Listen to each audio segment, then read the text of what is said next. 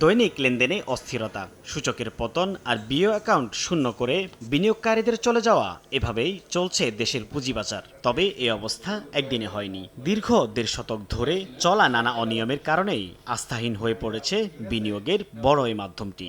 বুধবার সকালে জাতীয় প্রেস ক্লাবে আয়োজিত সংবাদ সম্মেলনে পুঁজিবাজার বিনিয়োগকারী জাতীয় ঐক্য ফাউন্ডেশন দাবি করে, নিয়ন্ত্রক সংস্থার দুর্বলতাকে কাজে লাগিয়ে সিন্ডিকেট বাণিজ্যে সাধারণ বিনিয়োগকারীদের নিঃস্ব করে হাজার হাজার কোটি টাকা লুটে নিচ্ছে অসাধু চক্র।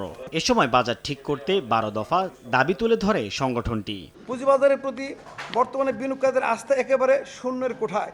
এই অবস্থায় বিনিয়োগকারীদের আস্থা ফিরিয়ে আনতে হলে কলসির নিচে যদি ফুটা থাকে, তাহলে পানি যতই ঢালেন কলসি ভরবে না।